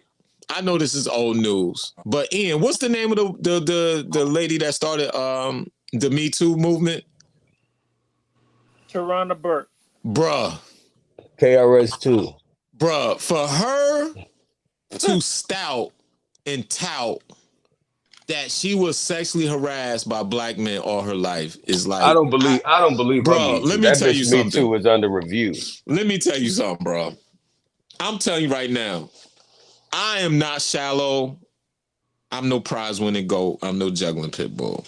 I wouldn't take that woman to a blind person's party on a foggy night. And you telling me this woman said her whole life she was sexually harassed. That is, listen, I don't really think, bitch. Yo, I remember when that joint went on Twitter, women were like, you capping. Now, you know, women are tribal. Women was like, Ma, stop it. Yeah. And yo, And then she said, "Is it my job to go after white men who's who's doing this to other women?" It's just like, so you Yo, just gonna go at us, that bitch looked like the troll under the bridge that made you pay a toll. bro? She, you know me. I do not try to call no one no name. But Lord, there ain't no way in the world, Come on, man. no man. This woman Come looks on, like man. KRS-One, brother. She Like, stop does, playing with man. me, And man. see that, hey, well, Ian, does she want the white man too? Hell yeah. Hell yeah. Yo, Oh hey Ian, shit! if you find a white man, yo, Ian, that woman look like she wear prescription makeup. If you find a white man that can get her, brother, I'm telling you, Yo, man, the amount of craters that is in that bitch face is insane, man. it's She out of I there. don't, yo, and I'm gonna go Stephen A. Smith. The unmitigated gall of her to say that a man sexually harassed her. It's like, yo, you know how many women on the street that you see every day? I'm Bro, just sitting there saying, huh? bro, do you know about the dyke that created the word misogynoir? No, I know about the lesbian that created incels. It was a lesbian that created that term. Nah, this black. I'm talking about what she looked like. What He about to go in. the lady that created the word misogynoir, right? Because you already had misogyny, and then she created, and got famous by saying misogynoir, and making it some other shit. Like, yo, bro, ain't no man fucking with you. And then if you step in the room, he gonna give you that and give you a fucking high five, nigga. What's he talking about? You That's ain't not got to that worry about Professor that. Crump bitch, is it? Nah, not her, not her, not her. See, if Crunk lost some weight, she could be an average chick, but she gave that up a long time ago. Yeah, that now she blaming her weight on racism and shit. That's crazy. Yeah, yeah. That was crazy. I guess the That was salad crazy. called her a nigger. Oh You snap! know, What you is know what, you going know what. on, Let me man? tell you this. There was. Yo. I don't know if you guys know. There was this show that used to come on Saturdays called In Focus, right? It was this black woman. I remember in I Focus. remember that. I remember that. Okay, Hmm. okay. She had that show. She brought in this one Saturday morning, right? Because I used to love watching them talk shows. They don't do. Yeah, I guess they might still. But anyways, so she brought in a panel and not a panel, but she brought in guests or whatever.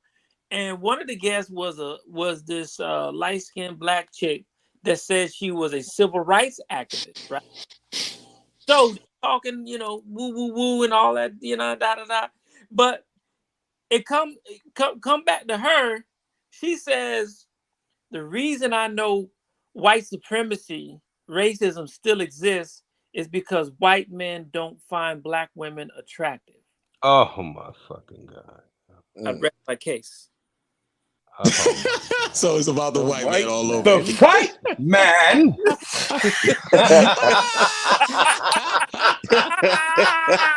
It's always about the white Yo, man, you bro. gotta put that one on there, bro. You gotta put that on there. Oh The my white god, man. man. God. Well, at least he answered what do these women really want? A white man. Yo, did y'all see that clip with the dude was a fireman and it was like a side by side reel and the chick was was saying that a dude that works for the city needs to basically he's average. He needs to, do something else. That was another crazy clip I seen on Instagram that it was just crazy the way she was talking, and I'm just like, that shit is just everywhere. It's in the comments. It's all over. Like, and I then think you what click on some of their profiles, and I'm like, why are you talking like this? You don't need to be yeah, saying see, nothing. I agree, man. It's like, all right, if you go to a dealership and you say, all right, I seen this car, it's a few years old, but I'm gonna buy it. Like, I'm cool with the price, I'm cool with the mileage, you know. I know it's not a 2024, it's a 2015, but I like it. I'm going to fuck with it. And you get to the dealership and the salesman is talking to you like this shit is the new hotness off the street. Like this the brand new, got all the features. This is better than the 2024 model. And I'm going to charge you 2024 prices. You're going to be like, nah, nigga, I'm not feeling that, man. Like I'm cool with the fact that it's this old. I know that it's going to take a little fixing up, and I'm cool with it. Don't try to tell me that it's better than what it is. I already know what it is. That's how we feel when we talking to a 5, but she's acting like she's an 8. Like I'm cool with the fact that you're a 5. I'm rocking with you. I didn't accepted that you're a 5. I just need you to understand that I know that you're a 5. Act like a 5. Yeah, Don't come at me that, like you're an 8. You're a 5. I'm cool with it. I'm already here. We going out. I'm happy. Stop. Don't make me act like I'm getting more than I'm paying. Like I'm paying. Like no, bitch. I'm not paying a high price. Like this is what it is. You're a 5. Act like a 5. Right. see that goes to the psyche. This goes to the psyche of women, right? A woman. I always say this, and women hate me for it when I say it to my female friends, and just I say it in conversation to let them know the difference of being a man and a woman, right? And I'll put my own self on that. I tell them that the difference between a man is that every day he walks out the house, a man and a woman is there to tell him before he leaves the door he ain't shit. A woman could be 275 pounds, go in the shower, wash herself, look in the mirror, see herself, get dressed, and you know what she does before she leave the house? Put a filter on and go on Facebook. Yeah. And so that's the difference. The difference is you got a filter to make everything feel bright. But if Andre got a sunroof in his afro before he leave the house, what happens when he take off that hat? Ooh, you got the George Jefferson. If Andre got a belly hanging over his gut when he trying to make love to a woman, ooh, you ain't gonna do nothing about that. That's the difference. From your head to your toe. But And that's just April Showers just did had a post where I think it was a skit though, but she didn't know, where this nappy head chick shows up, you know what I'm saying, on the date from an app, right? She got red hair, and even her edges are nappy, right? Even her fucking edges are nappy. And whose fault is that, Ian? Yo, she says she gets on the man because the man is like, yo, what are you doing? You catfish me and shit, right? Now April gonna say, oh, she's cute. You know what I'm saying? You dodged a bullet. You know what I'm saying? Da da da da da. You know that man over there trying to beat down on a black woman and shit. Yo, man, the whole fucking 9. The bitch, listen, the bitch shows up with a fucking edges nappy with red hair, bro. Oh yeah, I seen that. Come on. Yo, yeah, that was crazy. She cute. That's all you see on the timeline is she cute. One chick was like, oh, I hate men. You know what I'm saying? I hate, like, yo, what's really? Yeah. Because the dude had a reaction to getting catfish. Yo, come on now. I think that I tell men all the time, I'm not saying that you should be a simp about it or a punk about it, but if you going out on a date off these women with these websites, you better be prepared to be catfish. That I tell them, like, if you not meant, and then this is what I tell men too. Understand that just like anything when it comes to us and women, the risk is all on your side, meaning you could look exactly like you presented it to her, but she might see a spot on your tooth and be like, you don't look nothing like how you look. Yo, but you can't tell no woman that. You just can't. You can't. I put an ad on Backstage for models for a photo shoot for a clothing brand, right? We hired 5 models. Everybody sent their photos and da da da da. We needed sizes. They was like, oh, I'm a small, I'm a medium, I'm a small. Okay, cool. The day of, everybody starts showing up. and everybody looked different. Not one of them looked like their pictures, yo. Wow. So what we had to do going forward was two things. One, we put specifically in the ad that the photos needed to be fairly recent, and that we would have to have a Zoom call with everybody before the shoot. I mean, so we could actually, we said, just as a meet and greet, but we was doing that so we could get a look at these bitches because they was showing up looking totally different, bro. Like totally different. I was like, yo, you don't look nearly as good as you did in them photos, bro. So yeah, man, they will catfish you. Just sell themselves too. Sell themselves real good. All right, man, it's some old bullshit. But the thing is that if you a dude, you got to be just confident enough to know. First of all, we understand that an attractive woman, because of social media, it has every man on her on Instagram, Facebook, and Twitter. She don't have to be all that attractive though. And she don't have to be all that attractive. So if you got an attractive woman that wants to meet up with you via social media, in the back of your mind, and let's be honest, like now the tricks, as we're older and technology has nothing but advanced. If you see a woman on your Facebook and all she got is headshots, you already know the deal. Yeah. They're vain. Bro, I'm telling you. Yo, right. They're automatically vain enough to where if they had the body, you are going to see the body. Bro, let me tell y'all what it is. Let me break it down for you. It's the white man. Hold on, go ahead. Listen, the reason that they got them filtered. See, listen. If it's you, they come in with nappy edges, right? If they know it's just you looking at them, they come in. Come on now, come on. All day.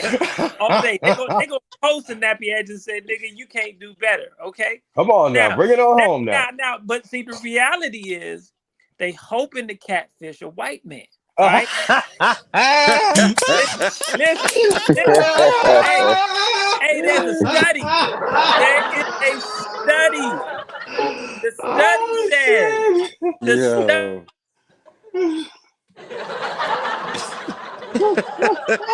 says fight for white men. The majority of the time, black men are second to white men in terms of their choice online, no matter what they look like. That there is a study saying that all women's preferences, black women included, white men is the preference online.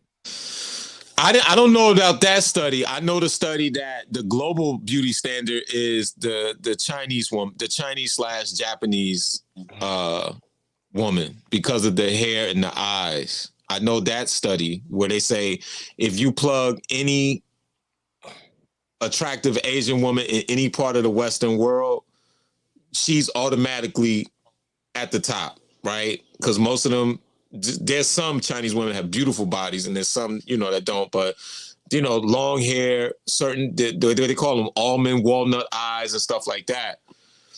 I didn't know that the as you would say, the white man is the global standard. But yes. Even with black women, especially Asian women got some black women. Ass feet, they love. Listen, this is what I'm telling y'all. They trying to catfish a white man. I'm telling y'all. Then why we don't see that many white men on Catfish to show that? But my thing is, they're delusional. My thing is I'm my only pushback is to me traveling the world, Frisco to Maine, all the way to Spain. One thing I noticed is that the women love the American black man more than they love the white man. That's just my opinion. Black women don't. Yeah. Black women don't. Yeah, black women don't, but I'm just saying globally, if you are listen, all you got to do is take a 2.5 flight, go and land in Toronto and see what the white women think of you. You have 5 women a night. They like you are the standard. Go to Paris, go to London, go to Ireland, go to Scotland. I can agree because I have traveled a lot and I was pretty much beating him off with a stick, bro. Yeah, I'm But telling no, you, hold on. Ian. But hold on. And don't go to But hold Germany. on. You'll Hold be on. married tonight. Hold on, though. Hold on. You I'm are listening. right. You are right. But you have to factor in that you're talking about national borders, right? And so Right. these women are factoring in the ability, if they marry a white man too, if they and they become part of this country, they will automatically become white through the white man. So it's just not so even if the black man is more desired, if that was the case, still the level of agency being a white man, right? From coming from a different country, coming to America or Europe or whatever, the white man is still going to be the standard based on his agency and his ability to lift her up to white status. So you're Well, just going like I said. Then it's a status thing. The black woman sees the white man as a status. Of That's course. what well, you're you know saying. what? I gotta give a little pushback. I kind of agree with where you're going there. But from what I see, man, and I guess this is where the nuance come in. I see that behavior more from Caribbean and African black women than And I do Asian from women African too. And American Asian women. women too. Right. Yeah, Of Asian course, women no as well, doubt, no absolutely. doubt. But Black American women, I don't really see that trait from them as much. I'm sure some of them swing that way, but I see that more from Caribbean women and from African women. Like some Well, of them come over here to get them a white man. but see, here's why the online study that this because this woman is got a PhD. The woman the people who did this study, this is a verified study. See, this is where the online study becomes important because black women, out in the open, not gonna do this. But see, not thinking that anybody knows, you know what I'm saying, and is keeping track. Of course she's fucking on that white man's dick. Of course she is. Listen, do you remember? Do you remember this is an ADOS chick. This is a freedman chick, right? This is a homegrown black American chick. The white man who traveled around the fucking country.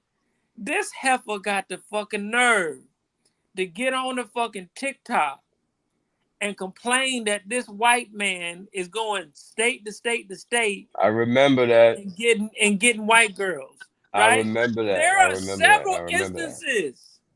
There are several instances. Look at Kelsey. These ain't Caribbean women.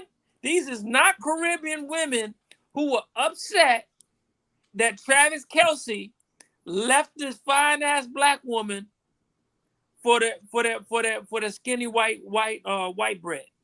Well, okay. Yeah, man, that's different though. That's Yeah, different. I would say this. That's not the same. Last week I came up with a saying that men can see themselves with women as women aspire to be with men. Right? We look at a chick and be like, "Oh, I can see myself with that." Women is like, "What you do, nigga?" That's just the difference, right? And so, Travis Kelsey working at ShopRite is not the Travis Kelsey that catches touchdowns for the Kansas City Chiefs, right? And so, because y'all both know he's a redhead white boy, he would be a hick if he wasn't a football player, right? And so that's the difference. But I understand what Ian is saying. I just think me and Obsession have seen enough outside of the United States. About the What about hold on. About the DJ who gave all the black women AIDS? Ian, listen. I'm not disputing. I'm not on that same train track as you that's going in one direction of just the white man. But I understand that it plays a part in it. But listen, at the end of the day, the one thing, well, you're not missing it because me and you have enough conversations to know. But at the end of the day, the one thing me, Obsession, and Black C and Chris understand outside of the white man is that these black women don't want to see you with a woman, period. That's not them. And if you with them, then it's shut up and get behind me because you got one of us. No, they want you as a stepdaddy now. That's man, look. Man. Yo, this guy. No, you're supposed to take whatever you're given and shut up about it. Shut up. That's what they Dustin want. Umar Johnson, man. Yeah. That's you damn right. You're not allowed to have any standards. You can't make any requests or demands. You're just supposed to. You're a complete utility. You're here to service them, and you Yes. better know it. And you better do that shit with a smile on your face, or you will Yes. go get her a white man. Hey, Ian, listen, having a black girlfriend is starring in your own movie, The Butler, for the rest of your life. That's just the facts. And so, That's wrong. what you got to Yo. understand is that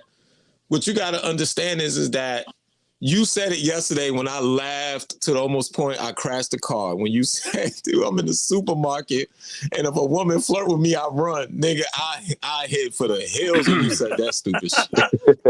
When you said it's scary out there though. I might have to ride with him with that one, bro. Like I do not talk to women on the street, bro. Like I don't, bro. I don't. Yo, listen. When I be in the store, bro, and I hit that corner on the aisle, and I see that chick fucking try to catch my eye. I said, oh shit, bro. I turn that car around, bro. All you see is smoke, nigga. I'm out of here, man. Yo, niggas running from black women in the supermarket. How crazy is that? Jesus Christ, man. Yo, it's serious in these streets, bro. This nigga Ian need a police escort to go to Kroger. Damn. That's crazy. I know, yo, your obsession killed me with that. They was like, yo, y'all, listen, no one knows how toxic and nuclear women are when they reject you, but y'all too great. Y'all niggas is crazy with that one, boy. Listen, man, I go out of my way to avoid their ass. I kid you not, bro. All day. Yo, if I'm walking down the street and one of them is coming my way, if I can cross the street, I will, bro. Yo, I swear to God, I'm keeping it a buck, man. Yes. I'm keeping it a buck, bro. I'm good. I'm cool. I don't want no problems. You know what I'm saying? They either gonna be like, yo, nigga, you coming with me, or I'm gonna call the police on you. Hey, yo, it's just too easy to get caught up in some bullshit, man. Hey, Ian, I'm gonna help you out there, nigga. Go in the supermarket with a mask of a white man on then. If you that scared of it, then at least they won't fuck with you. If that's all they achieving, just go with the white man mask on. Get your groceries, get to the car and take it off. Because y'all niggas is crazy. Yo, y'all don't understand, man. Y'all, these niggas is crazy. Lord help them, Jesus. You gotta protect your peace out here, brother. Yeah. Hey, Ian, tomorrow, if you got time, I'm gonna have Mo. We're gonna find a way. I'm about to get a new Mac this week, but I'm gonna do that Angela Rye, that one that me and you and Black Sea kept talking about, man. That what the Native Land podcast where Angela Rye called black men the oppressor. I really gotta like. Yo, excuse me. Speaking of Angela Rye, right? She's horrible, man. Yeah, okay, this whole Breakfast Club thing with Jess Hilarious. You know, when I heard that she was going to be on there, like when she was on there initially before all this whole she didn't get the job, she got the job shit started, I was glad that it was Jess Hilarious, right? Because I know people like Angela Rye, and what's the other bitch, the most unlikable bitch on the internet, the one from Cross. No, man, not her, but she's in that ilk, man. The other one, she was on the show Insecure. She's so unlikable, bro. Lisa. What's her name, Them. man? Yeah, I know who you talking light-skinned about. bitch who always online talking shit. She lied on the dude and said that he sexually assaulted women and she had never met him. What's her name? Always again? get them mixed up. I know exactly who you talking about. Right, but okay. Nah. So I was just glad that it wasn't somebody like that, of that ilk, of everybody we just named, and more like someone like Jessica. Could you imagine Angela Rye on the Breakfast Club as a permanent fucking guest? I mean, permanent host now. Like hearing the misandry and just her point of view, and just like it would have been worse than the bitch that they just got rid of, whatever her name is. I can't remember, man. But Angela Yee. Angela Yee, yeah, like my God, bro. So I was actually glad that it was just hilarious. And people were talking a whole lot of shit about this, that, and that, but at least she's not a misandrist, bro. Right. At Yeah. least at least she can call some shit out and stand on it. At least she's Yeah. not Yeah. afraid of controversy. She's tolerable. She's tolerable. Yeah, You know what I'm saying? yeah, I can so She I'm glad it's her. yeah, she just has the boss bitch syndrome a little bit. You know what I'm saying? But you A can deal little with it bit. with her because it's not over the top like Yeah. it's okay. It's that boss bitch shit, but she doesn't do it in a way where she puts men down when she do it. Right. You Exactly. know what I mean? So I Exactly. can respect that, but the rest of them, it's like you fucking peasants are beneath me, and all y'all need to do is shut up and listen to me. I know what's best. Just fall in line with what I'm saying and how the community should be ran. Like that's their energy, bro. Yeah. Tiffany Cross was on that shit. Angela Rye was on that shit, and I wish I could remember the other chick name, man. The little Grenadian bitch who has zero sex appeal. That's a Gilliam. You talking problem, about bro. Gilliam? Nah, man. Oh, She Angie, played. She Seals, Amanda Seals, there it is. There it is. Amanda Amanda Seals. Seals. Yeah, Amanda yeah. Seals. Zero sex appeal, bro. That she is nothing about that woman I was making a just joke I was making a joke when I said Gilliam, guys. I was Oh, making oh, okay. okay. Oh, and you Oh, talking about Angela? Ah, yeah. that's funny. That But nigga yeah, said man. So yeah, so I'm kind of glad that Jess Hilarious is there. Thank God. I mean, we still gonna get it, but at least we ain't got to get it on the daily. I'll tell you one thing. I did not appreciate how Jess Larius lied on Country Wayne though. She did that. I'm a woman and I said so shit to him though. She definitely did that. When she pretended that he didn't break up with her the way she wanted. This nigga was like, "What are you talking about? We've been broke up and you've been knew that." And it was just like, "Yeah, I know," but it's just like, all right, so you like the rest of them. She's just like you said though. She's a little bit more toned down than than a lot of them that's on those platforms. I agree with that. Yeah, man. So But like I thank said, God it wasn't one of tomorrow, them.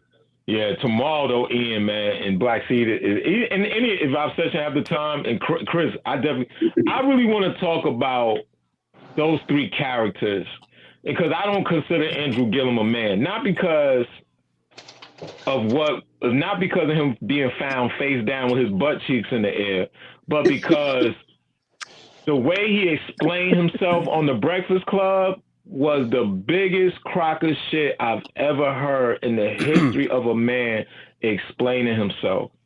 To say, well, God sometimes wants to test you and you find Nigga, out please. who is on your side. And then he goes, I just wanted to dance and have fun and have a drink. Man, It's nigga like, fucked what you till you grown man is a nigga. accepting a pill and a drink? Like, shut up. Like, come on, Man, man. if you don't go say a nigga fucked you till you passed out, nigga. You could never tell me nothing again. Bruh, and for him to say, God wanted us to find out who is on our side, it was just like, what? Swallowed up. Swallowed. What swallowed? Yo, that was crazy how they tried to serve us that though when he said, it was just, people who were supposed to stand by me, and God just wanted me to see, and what did I really do? Man. He said, "What did I really do? I just wanted to dance and have a good time." And the guy offered me a drink. I did not know what was in the drink. I just drink it, and it's just like, what are you talking about? What mayor that's running for governor is just going to take a random drink from a random guy and just say, and then here come Charlemagne and Angela Rye said, how does it feel to be, what she said, basically set up by the government? It was just like, if you don't get the fuck out of here. Have you ever been swallowed? But she said that, and she said that with like such confidence, and then, like I said, I don't take none of them seriously, but when Charlemagne asked the only good question he asked, which was that question about what do you feel about the people, what do you feel about the people that question the stuff that you did, Andrew Gillum, or basically Angela Rye, and how you talk down to people, and that's when she says, well, sometimes you guys, meaning us, we serve as we do the work of the oppressor for the oppressor. It's like, what has Angela Rye has done or said anything for us? This is the same woman that said when Donald Trump said most black people are poor, you don't have what do you have to lose? My friends are not poor. All my friends are millionaires. Well, mine ain't, Angela Rye. Thank what I'm saying? That's it's retarded. Everything with that bitch, man. Every time she speaks, it's so vitriolic, bro. It's so snazzy. Hey, yo, Obsession, I don't know if you saw that whole interview, and then I'll end the show on this. But the most pertinent thing that was said on that interview, and this is why I got to do the show. Charlemagne said to all of them, but he went to Gillum first. He said, which one of the other two you would have never foresaw yourself working with? And he said, Angela. He was like, Angela, she's alpha as fuck. It's just like, you soft, paper thin, pound cake Negro. And Angela, but all of them, both of them said the same thing. They was like, yo, Angela's just hard to deal with. And that's why I'm like, yo, get this elitist, light-skinned, big foot. You don't know Angela Rye for no politics. You only know her for sleeping with athletes and rappers. Facts. What do you know her for? And being a bitch. And just being the most snazzy, arrogant. And if y'all don't think she deliberately took that bathing suit picture, y'all are sadly mistaken. She loved that attention. That's wild. She trying to get a bag out that shit now. What the fuck? I told you she's trying to get a What's wrong with me man. taking a pic? What's wrong with me? What's wrong with you guys? It's just like, listen, we posted the pic. Yo, she was trying to get that white man. I'm telling you. Yo, on that note, man, I'm out, y'all. I will see y'all tomorrow. This nigga trying to. All right, yo.